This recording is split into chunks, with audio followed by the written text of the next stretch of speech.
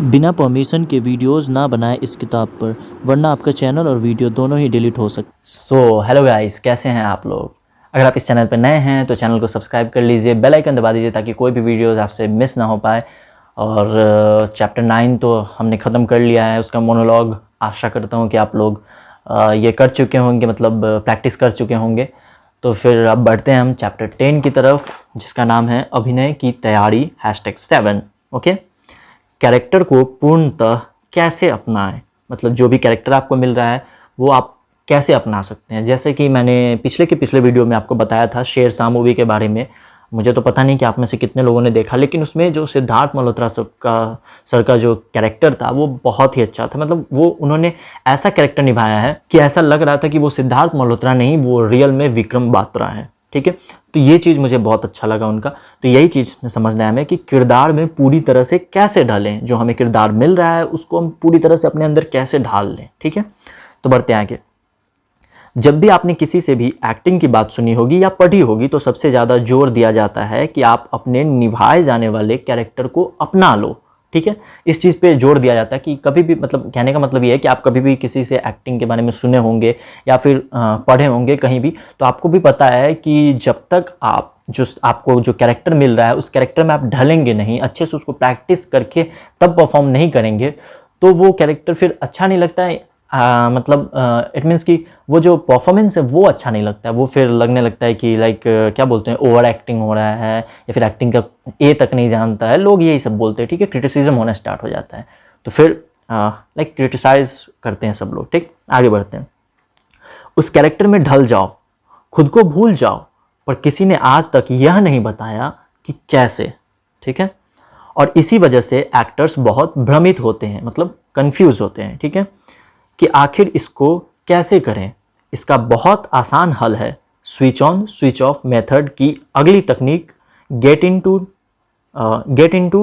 The character, अपने किरदार में ढले। इस मेथड में आप स्वतः अपने आप अपने किरदार में ढल जाएंगे और महसूस करेंगे कि उस कैरेक्टर के साथ घटने वाली घटना आपके साथ घटी है। ठीक है, आप उससे जूझ रहे हैं। जब आप ऐसा महसूस करेंगे तो आपकी अदायगी भी बहुत ही नेचुरल और प्रभावी होगी। जैसा कि वही शेरशाह मूवी में जो विक्रम बात्रा सर के साथ जो भी चीज़ हुआ था, जैसे भी उन्होंने कारगिल का युद्ध किया और वहाँ पे उनकी मतलब मौत हुई थी और वो शहीद हो गए थे, तो ये चीज़ सिद्धार्थ मल्होत्रा जो थे सर जो हैं वो इस चीज़ को फील किए। ठीक है, कि उनके साथ ऐसा हुआ है, तब जाके वो उतना परफेक्शन ला पाए हुआ। ठीक है, और आगे आते हैं।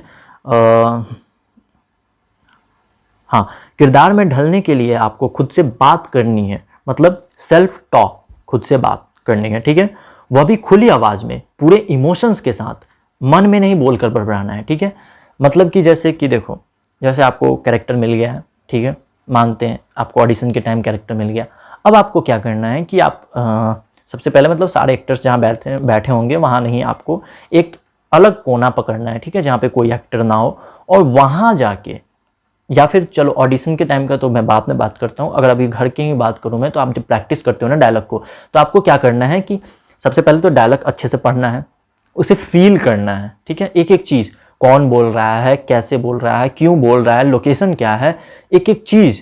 ठीक है, किसको बोल रहा है, सब कुछ जब आप फील कर लो, इमोशंस देख लो कि क्या चल रहा है, कैसे चल रहा है, ये सोचो कि ये सब चीज़ मेरे ऊपर हुआ है। ठीक है, जब इतना सोचोगे ना तो आपका मतलब क्या बोलते हैं, ऑटोमेटिक ही आपके अंदर से नेचुरल एक्टिंग बाहर निकल के आएगा। ठीक है, ये जब आप कर लोगे ना, उसके बाद आप ये सब करने के बाद आपको क्या करना है कि ये सब करने के बाद आपको अपने घर का कोई भी एक रूम पकड़ो। ठीक है, जो भी आपका रूम हो उसको बंद करो। हो सके तो या तो खुद से बात करो। खुद से बात करने में मतलब मैं बताता हूँ कैसे करना है। सामने एक शीशा रख लो। ठीक है, शीशा मतलब मिरर, कहे तो मिरर कहते हैं। ठीक है, उसे रखो सामने और उसमें देख के, ठीक है, और तब खुद से बात करो। खुद से बात करने का मतलब क्या है कि जो भी कैरेक्टर हुआ है ना, जो भी उसके साथ हो रहा है, वो सब चीज़, जो भी डायलॉग है वो बात करो इमोशंस के साथ, फीलिंग्स के साथ। फिर देखना आपके एक्टिंग में एकदम नेचुरल एक्टिंग दिखेगा। ठीक है, चलिए इसे, और हाँ ये भी बोला गया कि मन में बड़बड़ाना नहीं है। ठीक है, जोर जोर से इमोशंस के साथ बोलना है। ठीक, इसे और आसानी से समझने का प्रयास करता हूँ। यह तो आप मानेंगे कि आप जब भी जो भी करते हैं, किसी से कुछ भी कहते हैं, तो उससे पहले वो बातें सैकड़ों बार आपके मन में, दिमाग में स्वतः ही बार बार आती है। ठीक है, कई बार आप कही जाने वाले बात बड़बड़ाने भी लग जाते हैं। यह सामान्य है, हम सबके साथ ऐसा होता है। सही बात है, कभी कभी ऐसा भी होता है कि जैसे हमें कुछ चीज़ पहले से किसी टीचर को जाके बोलना है, ठीक है, जैसे कुछ चीज़ बोलना है, जैसे आपको इंग्लिश बोलने में थोड़ा प्रॉब्लम होता है, ठीक है, और आपको कोई टीचर है जो कि आपका टीचर वो हिंदी में बात ही नहीं करता, उससे इंग्लिश में बात करना है, ठीक है, तो जब हमें उससे मतलब हिंदी में बात तो कर नहीं सकते, इंग्लिश में बोलना है, तो उसके लिए हम लोग क्या करते हैं ना, पहले से प्रिपेयर्ड रहते हैं, ठीक है, पहले से सोचते रहते हैं ये चीज़ बोलना है ऐसे ऐसे, ठीक है, कैसे इंग्लिश में बोलना है, क्या बोलना है, और फिर जब तक आप उनके पास पहुंचोगे ना, तो यहाँ से वहाँ तक का जो डिस्टेंस होगा ना, रास्ता होगा, उस बीच में आप उस चीज़ को मन में बड़बड़ाते हुए जाते हो। ठीक है, वही सर बता रहे हैं। मान लीजिए आप अपने भाई से नाराज़ हैं कि उसने अपने दोस्तों के सामने कल आपका मजाक उड़ाया था। आप शाम को घर जाकर उसकी शिकायत करने वाले हैं, तो मजाक उड़ाई जाने वाली घटना से लेकर शाम को घर पहुँचने तक उस पर नाराज़गी जाहिर करने के लिए वो नाराज़गी वाला सीन और कही जाने वाली बातें आपके दिमाग में लगातार चलती रहेगी। वे बातें कुछ इस तरह से हो सकती है। देखिए, यही मैंने बोला कि सर के पास जाने से पहले के बीच का जो डिस्टेंस है, इसी बीच में वो आपके दिमाग में चलता रहेगा। तो वही चीज़ सर यहाँ बता रहे हैं कि जब जब आप जिस जगह से आप घर जा रहे हो, पूरा बीच में ये सारे घटना आपके मन में चलते रहेगी कि आपके भाई के बारे में कैसे शिकायत करना है, क्या करना है, कैसे डटवाना है उसको। ठीक है, तो अब देखिए क्या क्या बातें चल सकती हैं आपके दिमाग में। जैसे अजीब बात है, अपने भाई को कोई उसके दोस्त के सामने अजीब बात है, अपने भाई का कोई उसके दोस्त के सामने मजाक उड़ाता है क्या, मेरे साथ ऐसा कर रहा है, ऐसा भाई ना हो तो बेहतर है। मैं आज के बाद इससे कभी बात नहीं करूंगा, कोई मतलब नहीं रखूंगा, घर वाले भी इसे ही सपोर्ट करते हैं, मैं इसे छोड़ूंगा नहीं। ये सब चीज़ आपके दिमाग में चलता रहेगा। ठीक है, बहुत सारी अजीब अजीब बातें आपके दिमाग में स्वतः ही चलती रहेगी और यह आपके नाराज़गी के इमोशन को बढ़ाती जाएगी, क्योंकि दिमाग ऐसे ही काम करता है। जो इमोशन या बातें हम खुद से दोहराते रहते हैं, वो इमोशन बढ़ते जाते हैं और हावी हो जाते हैं। ठीक है, इसी नेचुरल प्रोसेस को हमने इस मेथड में इस्तेमाल किया है, क्योंकि यह हम अपनी निजी ज़िंदगी में भी करते हैं, इसलिए इसको करना आसान है और इसका प्रभाव बहुत अच्छा और नेचुरल है।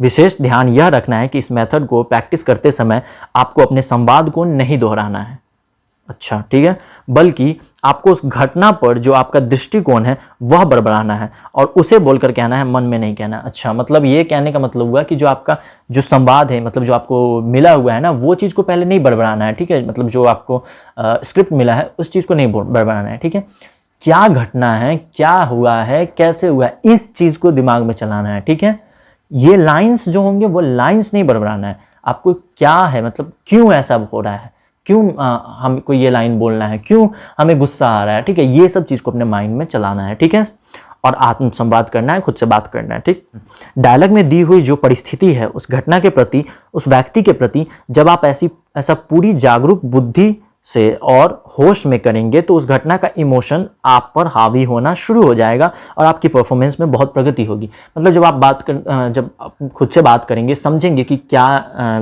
कैसे सिचुएशन है, क्या है, क्यों ऐसा इमोशनल हो रहा है, मतलब कैसा इमोशनल होना है मुझे, कैसा इमोशंस परफॉर्म करना है मुझे, ये सब चीज़ जब सोचेंगे ना, तो अंदर से आपकी खुद ब खुद नेचुरल एक्टिंग निकल के बाहर आएगी। डायलॉग, हाँ ओके, और उसके बाद है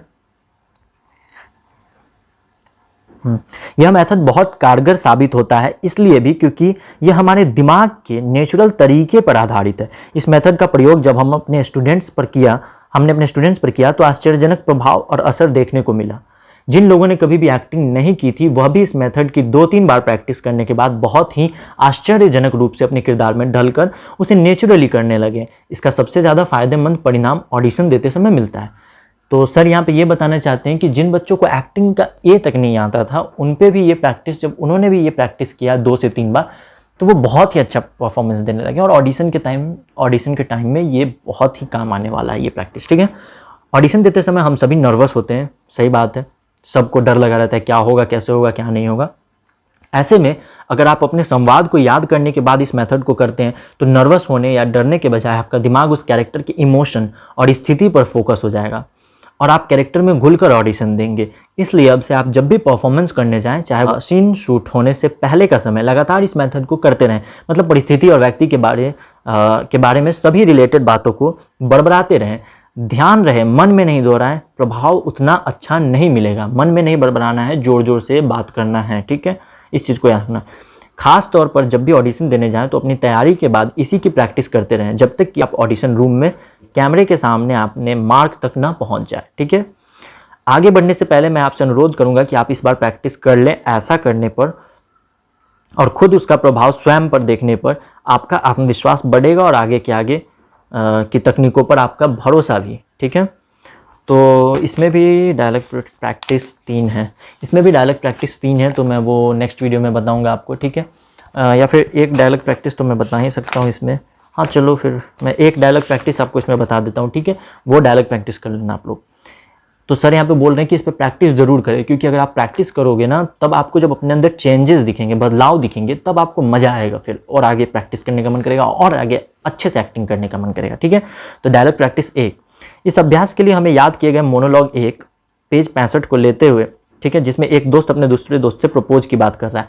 तो मैं बता दूं कि इस अभ्यास के लिए हमें वो वाला डायलॉग लेना है जो मोनोलॉग 1 था, जो मैंने पहले के वीडियो में डाला हुआ है डिस्क्रिप्शन बॉक्स में, आप देखिएगा कि एक दोस्त अपने दूसरे दोस्त से प्रपोज करने की बात कर रहा था, वो वाला डायलॉग। ठीक है, इस एक्सरसाइज में जैसा बताया गया है आपको उस व्यक्ति और परिस्थिति के बारे में जोर जोर से पूरे इमोशन के साथ बड़बड़ाना है। ठीक है, लेकिन डायलॉग की लाइंस को इस्तेमाल नहीं करना है। अभ्यास शुरू करते हैं। सर बोल रहे हैं कि उसको प्रैक्टिस करना है पर उसके डायलॉग्स को दोहराना नहीं है। ठीक है, उसके परिस्थिति को दोहराना है, जैसे क्या क्या बात करना है, जैसे क्या क्या सोचना है, खुद से बात करना, सोचना नहीं है। सर प्यार, रोमांस, नर्वस, डर, रोमांच की मिलीजुली भावना के साथ बड़बड़ाना शुरू कीजिए, जोर जोर से बोलना शुरू कीजिए, पूरी तरह से खुलकर, बगैर किसी भी तरह के झिझक के। ठीक है, इसलिए मैं बोल रहा हूँ कि एक रूम में आप खुद को बंद कर लेना ताकि कोई आपको देखने वाला भी उस टाइम पे ना हो, तो आप आराम से आप कर सकते हो। मुझे पता है क्योंकि मैं भी एक एक्टर ही हूँ। ठीक है, अभी मैं इस एज में हूँ तो मुझे पता है कि होता है ऐसा कि फैमिली मेम्बर्स अगर साथ में हो या फिर हो तो ऐसे कुछ भी डायलॉग्स हो तो प्यार वगैरह से रिलेटेड, तो आपको बोलने में थोड़ा सा नर्वसनेस होता है, थोड़ा सा मतलब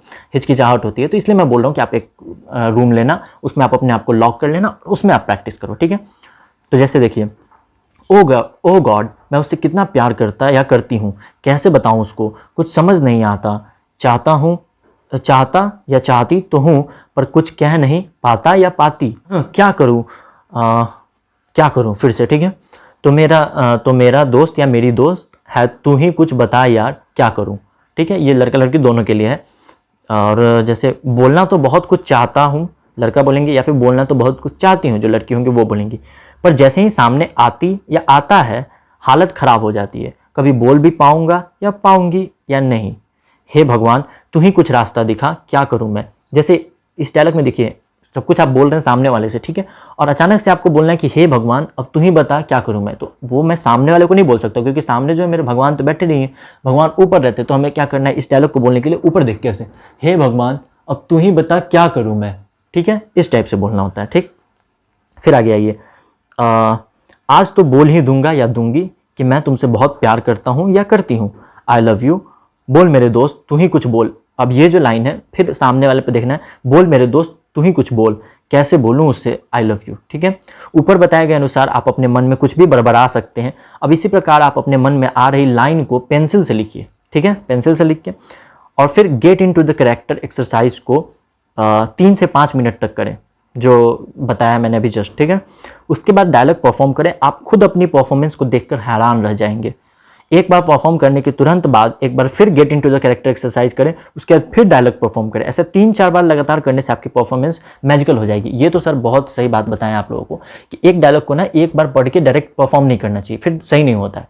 उसको 3-4 बार प्रैक्टिस कीजिए। तो क्या बोले सर कि पहले डायलॉग पढ़ लिए हमने, ठीक है, फिर जो गेट इनटू द कैरेक्टर वाला एक्सरसाइज अभी जो मैंने बताया है उस एक्सरसाइज को परफॉर्म कीजिए, मतलब उस एक्सरसाइज को प्रैक्टिस कीजिए और फिर परफॉर्म कीजिए। फिर उसके बाद उसी एक्सरसाइज को फिर से प्रैक्टिस कीजिए, फिर परफॉर्म कीजिए और देखिएगा ना 2 से 3 बार के बाद आपकी जो एक्टिंग होगी ना, मतलब धमाकेदार एक्टिंग होगी, सच बता रहा हूँ। तो चलिए इतना ही आज के लिए। अगले वीडियो में फिर इसके आगे का प्रैक्टिस वीडियो डाल दूंगा, मोनोलॉग का आगे में वीडियोज़ डाल दूंगा मैं, ठीक है। और हाँ, ये बोल रहा हूँ कि अगर वीडियो अच्छा लगा हो तो लाइक कीजिए, कमेंट कीजिए, शेयर कीजिए। और हाँ गाइज़, वीडियो को लाइक कीजिए, जितना हो सकता है उतना शेयर कीजिए, क्योंकि आप लोगों की वजह से मैं पूरा फ़ैन ऑफ करके वीडियो बनाता हूँ ताकि आप लोगों को कोई भी डिस्टर्बेंस ना हो मेरे आवाज़ में। देख सकते हो आप कितना पसीना आता है मुझे, फिर भी मैं वीडियोज़ आपके लिए बनाता हूँ, ठीक है, फ़ैन ऑफ करके। तो प्लीज़ इस वीडियो को लाइक कीजिए, प्यार दीजिए और शेयर कीजिए, जितना शेयर कर सकते हैं ना उतना शेयर कीजिए। चैनल को सब्सक्राइब कीजिए और साथ ही बेल आइकन को दबाइए। और फिर मिलते हैं नेक्स्ट वीडियो में, तब तक के लिए धन्यवाद।